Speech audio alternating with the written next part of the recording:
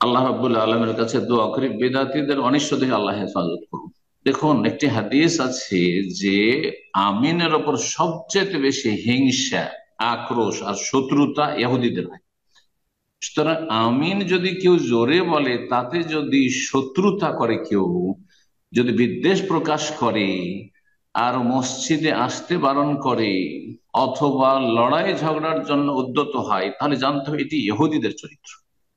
Nasrallah সালামাত ওয়াল আফিয়া। আল্লাহুম্মা কফিনা শাররা কুল্লি যি শার, আল্লাহুম্মা কফিল মুসলিমিনা শাররা কুল্লি যি শার। এইরকম শার, অনিষ্টকারীদের অনিষ্ট থেকে আল্লাহ হেফাজত করুন। জি, ইনশাআল্লাহ এমন একটা দিন আসবে যেই দিন কোরআন সুন্নাহ আর প্রতি সকলে আমল করবে। অবুঝ সাধারণ মানুষরা দিন শিখতে শুরু করেছে, আলহামদুলিল্লাহ। জেনারেল শিক্ষিতরা দিন শিখতে শুরু করেছে, আর দিন শেখার সুযোগ হয়েছে সোশ্যাল মিডিয়ার যুগে। আল্লাহ রাব্বুল আলামিন তাদেরকে পাপের রাস্তা থেকে, সোশ্যাল মিডিয়া যেসব পাপের দিক রয়েছে সেগুলোতে বেঁচে থেকে সঠিক উৎস থেকে, কোরআন সুন্নাহর উৎস থেকে, কোরআন সুন্নাহর সালাফি আলেমদের থেকে দিন শিখার তৌফিক দান করেন। এবং এই বেদাতীদের অনিষ্ট থেকে আল্লাহ রাব্বুল আলামিন জাতির হেফাজত করুন। এই বেদাতির বেশি কোরআন সুন্নাহর বাস্তবায়নে বাধা, আল্লাহ হেফাজত করুন। জি, তো হেকমার সাথে কাজ করবেন, কারোর সাথে ঝগড়া তর্কে যাবেন না। যদি তাদের মসজিদে সালাত আদায় করতে দেয়, তাহলে যথাসাধ্য তাদের পেছনে সালাত আদায় করবেন, যদি তারা বড় শিরকি আকীদার না হয়। বিদআত থাকলেও তাদের পিছনে মাল কারাহা, ঘৃণার সাথে সালাত জায়েজ। জি, আর যদি দেখা যায় যে না, সেখানে সালাত আদায় করলে মারামারি হতে পারে, ফিতনা ফাসাদ হতে পারে, তাহলে ভিন্ন মসজিদ তৈরি করা জায়েজ, তাতে কোনো অসুবিধা নেই। কিন্তু একটি সুন্নত করতে দেবে না সেই জন্য আমরা মসজিদ আলাদা করে নেব, এটারও কোনো প্রয়োজন নেই। কারণ আমিন বলা সুন্নত আর জোরে বলা সুন্নত। জোরে তেলাওয়াত হলে জোরে বলা সুন্নত, আর আস্তে মনে মনে তেলাওয়াত যদি হয়, যেমন জোহর আসরে, তাহলে আস্তে সুন্নত। জি, সবটাই সুন্নত। এমনকি আমিন বলাটাও সুন্নত। কেউ যদি আমিন না বলে তো একটি সুন্নত ছুটলো।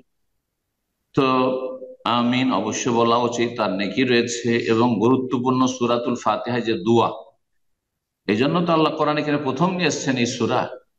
এই সূরাতে যে দোয়া রয়েছে হেদায়েত কামনা, এবং ইহুদি নাসারাদের পথের পথিক যেন আল্লাহ আমরা না হয়ে যাই, মাগজুব আলিহিম না, আমাদের উপর গজব না হয়, আর আমরা যেন পথভ্রষ্ট না হয়ে যাই, এই গুরুত্বপূর্ণ দোয়া, আল্লাহর কাছে সাহায্য কামনা।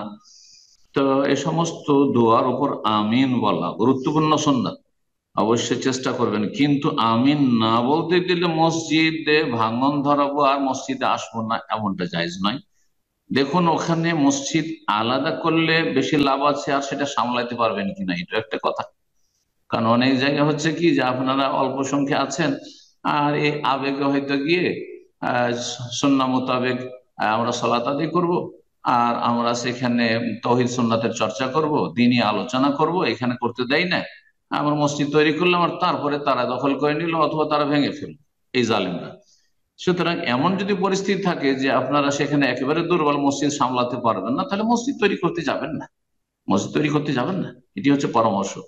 তাদের পেছনেই সালাত আদায় করুন, আর যতটা পারছেন তাদের সাথে মিলেমিশে থেকে তাদেরকে এই বিভ্রান্তি থেকে, গুমরাহির রাস্তা থেকে ফিরিয়ে নিয়ে আসার চেষ্টা করুন। এটা সবচেয়ে ভালো। তাদের কষ্টের উপর বরদাস্ত করে, আর তারপরে তাদেরকে তৌহিদ সুন্নতের দিকে নিয়ে আসা, শিরক বিদআত মুক্ত করা। আর যদি সেটা সম্ভব না, সেটাও সম্ভব হচ্ছে না, দাওয়াতের রাস্তাও বন্ধ, আর আপনাকে কোনো সুন্নত পালন করতে দিবে না, সারা জীবন এইভাবে সেখানে বসবাস করবেন না, আর সেখানে মসজিদ হয়তো তৈরি করে সামলাতে পারবেন না, তাহলে হিজরত করেন, এলাকা থেকে হিজরত করেন। এক দেশে হিজরত রয়েছে, এক থানা থেকে আরেক থানা হিজরত, এক ডিস্ট্রিক্ট থেকে আরেক ডিস্ট্রিক্ট হিজরত। পেটের জন্য, পয়সার জন্য ইসলামিক দেশে, মুসলিম দেশ থেকে কাফের দেশে মানুষ চলে যাচ্ছে, তাহলে দিনের খাতিরে কত হিজরত করা উচিত। অবশ্যই হিজরত ফরজ হয়ে আছে, এইরকম ক্ষেত্রে হিজরত ফরজ। জি, যেখানে দিন পালন করতে পারছেন না, সহি সালাত আদায় করতে পারছেন না, বিদআত করতে বাধ্য করবে আপনাকে অথবা আপনার আগামী প্রজন্মকে, এই আশঙ্কা আছে, তাহলে সেখানে হিজরত করা ফরজ, এই এলাকা, সেই এলাকা থেকে। জি।